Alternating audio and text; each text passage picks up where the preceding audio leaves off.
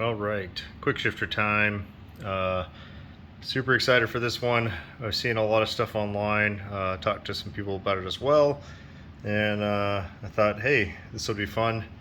Let's go ahead and get one of these and try it out. So I've actually been running it a little bit, and what I was waiting on was a new shift arm to come in, and I ended up having to make kind of a temporary one. So I had a, basically a aluminum tube that was laying around, and so I just tapped both sides. It's basically just a M6 by 1.0 on both sides, and I kind of made my own extension, and this worked out really well. So the problem that I had was that this was here's my original. This is what I was using before. This had, some Heim joint end links right here that threaded in. Now, this is 120 millimeters. Bought it off eBay. If you have just a regular Duke, not gonna lie to you, highly recommend buying this. It's like $10. Comes with these Heim joints, and you can even reuse the dust boots, which is what my plan is for today. Let me see, where did I put those things? Here they are. So these dust boots, you can pull them off your OEM unit, and they'll slip right on and help provide a little bit of protection. I had to cut a little slit just to make it, fit over the top, but it worked really well. The biggest problem is that the OEM stuff. It's an incredible amount of slop. It is insane how much slop actually ends up forming in those, and that's with low mileage. So, so because of that, as you can see, here's the sensor. This is one of the Heim joints from my old unit. This sensor has, adds extra length, and that extra length requires you to have a much smaller unit. This is the 4 dash, is it the 4-1? No, it's a part number for this one. I'm trying to remember. You know what? I have the box right here. Let's just look at the box. This is the 4-130. And this one can be configured as a pull or push type. And as you can see, it already has this sensor wire hooked up to it. And I have the wire already ran. It's basically traveling up through this frame and then into the inside, and it connects to your power commander. And we can look at that here in a little bit. Very easy setup, and the way you configure it, whether it's going to be push or pull, is based off of how you have this positioned. And then it's a matter of just where you plug in the wires in the power commander. Once you've done that, you're pretty much set. So all you're really going to need, a couple Allen wrenches. This one's mainly to pull off the side cover, right? You got the one on top right here. And then you have the 3/8 mils here. Pull that off, that whole plate comes off. Easy day, it's this stuff right here. And I have a couple of button head Allen bolts. I use Loctite with these, and then I have a couple spacer washers. So there's spacer washer on this side and spacer washer on the other side. Now, again, here was the unit I was using before, and then talking to Hard Racing, which is who I bought this from, I even emailed them to confirm. They told me rod B is what I need for a normal shift Duke with the OEM rear set, and don't buy that. This is not anywhere near the right length. It is incredibly long for what you need. In fact, it's longer than the set that I had before, which it just doesn't make any sense. So don't buy this. It's not going to work. This I got off eBay. You can also, in fact, I got it really quick. It was about I think it was like a 3-day shipping on this one. You can also get it on Amazon. I made the mistake of buying one on Amazon first because I didn't realize that it was shipping from China, which, I don't necessarily care about where the part came from, except for the fact that, it's not very, the shipping time is the thing that I was concerned about. And surprisingly enough, it got to me a lot quicker with eBay. So good on me, or good on eBay for that one. Looking back at this, we're going to take a look. So you have shift lever arm here, and this is basically going to mount just like this. It'll mount there on this side. This is the billet short shift arm. And then I need a piece that goes from here to the inside here. So let's get that set up. Let me get the camera set up. Let's see if I can get a good angle. Maybe just right. Go with.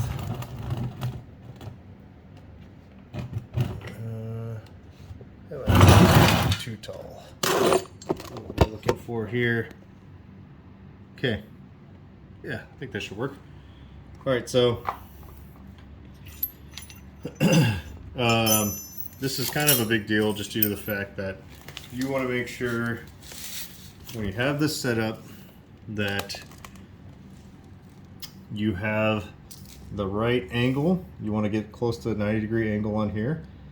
And then you also want to make sure that you get proper shifting and proper height for where you like to shift.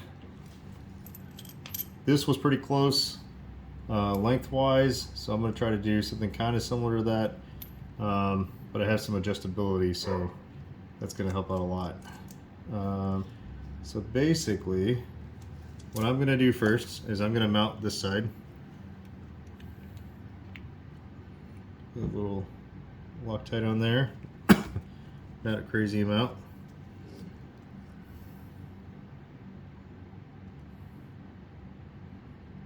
Oh, you know what I should do first is I should put this boot on first. So we're gonna put this boot on first right here.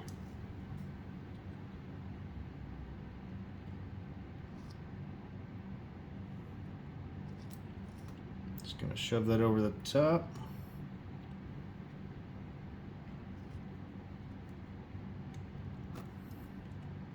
Okay, got that boot. Spacer washer in between. And go ahead and start getting this threaded.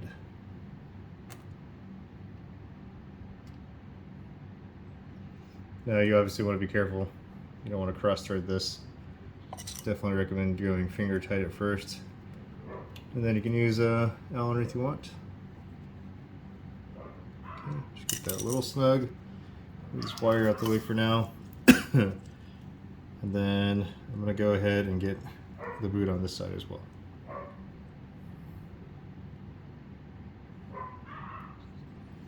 Now the reason why I'm using these boots is, one, it came with OEM setup, and then for two, it kind of helps keep all the muck out of there.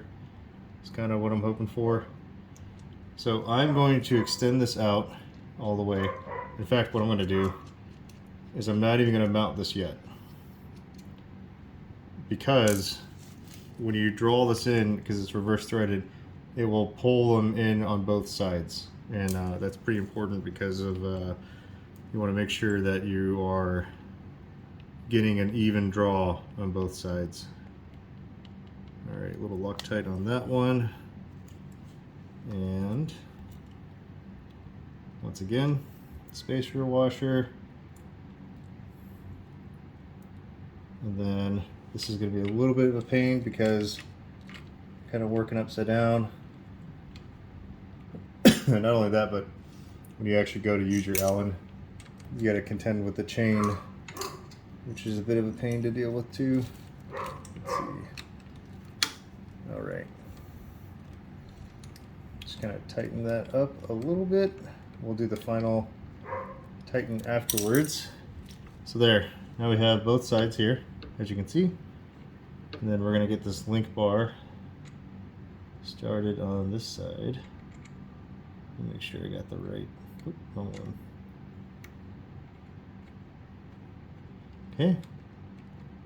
And get that connected on here, like so. Start threading. Now, you'll see it's threaded here and here. And then we'll just kind of just start cranking it. And then you have some nuts here that are used to help set it once you're done. So the biggest thing is kind of getting it positioned right. And it may actually require you to do some adjustment later on. just because of the fact that it's going to be based off of your toe position and how far up it goes. And so because of that, you may end up wanting it a little lower and than you originally wanted or expected. So this is a 40 millimeter bar. It's actually advertised as a 50 millimeter. So I'm not 100% sure why they sent me a smaller one, but fortunately it still works. So I'm not overly concerned about it. And what I'm gonna do is just set that for now, and then I will come back later on and see distance wise if that distance is what I want when it comes to shifting. Okay, so set screw, and then in the middle there's a hex so you can clamp on. Now I'm going to go ahead and tighten the ends here. Remember, you don't have to crank down on these things crazy amounts because you're using some Loctite, just like that. Slide the boot over. Be a little bit fiddly, and just like that on that one. And on the inside, we will also get this boot on. Boom. Okay, boots are both on, so that's what we're looking at right there.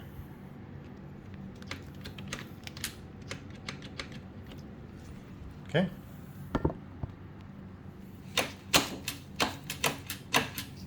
All right. Now we're going to talk about routing. So cable routing is going to be a little bit different. Go right there. So this is going to come up. You're going to want to give the cable down here a little bit of slack for some free movement for when the shifter moves back and forth. Up through here. And then back down into this area. You're going to follow this track up. Back behind this metal shield here. And then from there you're going to go up behind the frame. And then there's a little wire cable thing right here. So there's a little wire run right here. I'll give you a closer look in a second.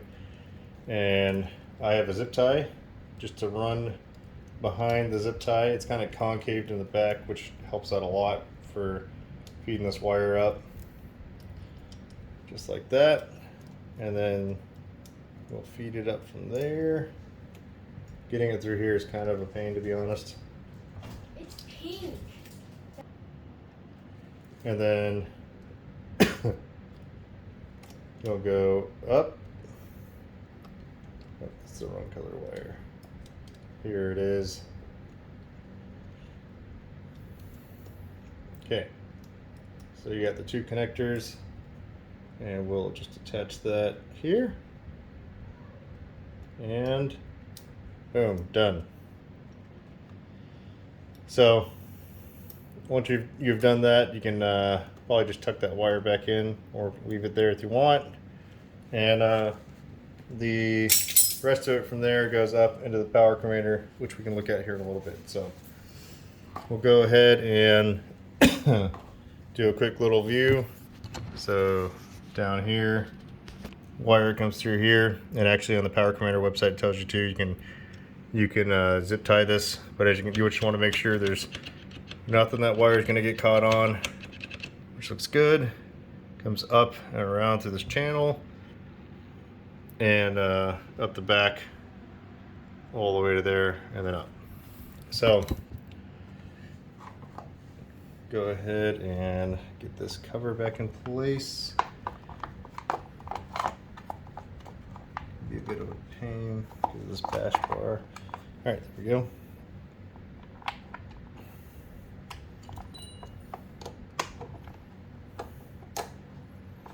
Now remember, reminder,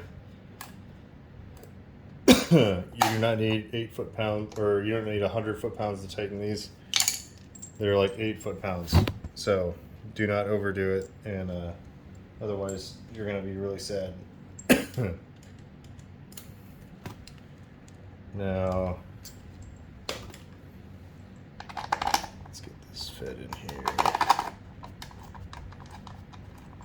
You want to make sure you get these tight, and if you ever see oil leaking out of them, that is completely normal. These are not blind holes that go into the engine crankcase, and so if you don't tighten them right, you will see oil come out of them. And as you guys know, the material of this engine is basically cheese, so I've gotten a pretty good feel as far as how much I'm willing to tighten it, but for some people, I'd definitely be careful or consider using a torque wrench. That way you don't rip the threads out. This is a very common problem, especially on the other side, because that oil filter housing, it uses 2 bolts over there, and I can't tell you how many posts I've seen about people stripping those threads out on accident. Gotta remember though, for stuff like that, I mean, the sealing is done with the O-ring. It's not necessarily by how tight it is, so just let the O-ring do its job, and you know, no need to tighten those things down by an insane amount. Okay, that's pretty good, and that's pretty good. Okay, so let's go to the top. Let's take a look and see what we're doing here. So,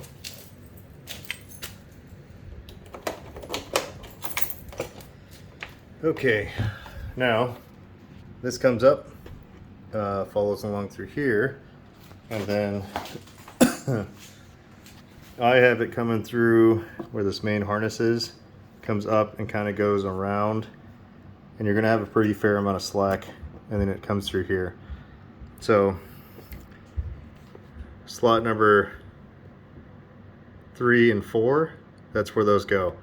So as you can see, for blue and green, depending on how you have your sensor hooked up, you would just essentially just swap those around. That's pretty much it. So the last part of this process is with the software. You're going to go through and configure it in Power Commander. There's a pretty good video on that. It's not too hard. You'll configure based off of either RPM or miles per hour, and the way that it works. That's actually a good point. How does that work? So what happens is, how you get a quick shifter, and it's kind of, a DSG kind of works in the same way too, because of how fast these things rev up through the RPM range. What you'll see is, as you're shifting through, as soon as you go to lift up on your shifter, it senses that, and based off of the programmed amount of time that you have inputted, it does what is basically a fuel and ignition interruption. So for whatever that one or two cycles that would occur during that time frame, it interrupts it to where it's not producing power during that time, therefore unloading the engine. That engine unload allows the transmission to basically unload in terms of the amount of torque and power that's going through it at the time, and then allows for a quick and smooth shift. So the whole goal is to be able to do basically a full throttle pull while shifting without having to clutch and without having to release your throttle. So that allows you to continue to maintain your power band, keeps the engine at high RPM like you need it to produce power, and then shift extremely fast in comparison. So it's fun, and not only that, but if you really needed to, I mean, it would save you a lot of time depending on what you're doing, like track racing, things of that nature, because you're just blasting through the gears. So pretty fun, pretty neat little thing to add on. Just kind of continues with Power Commander's modularity. They have a bunch of different modules and stuff that can be added to it, and it's nice to see that it's something that's very easy to do. So that's pretty much it. Highly recommend it. I know this is a little bit longer, but I just wanted to show you and explain a little bit about how it works, especially if you have an older Duke that doesn't have the quick shifter from the factory. So, all right, that's it for now, guys.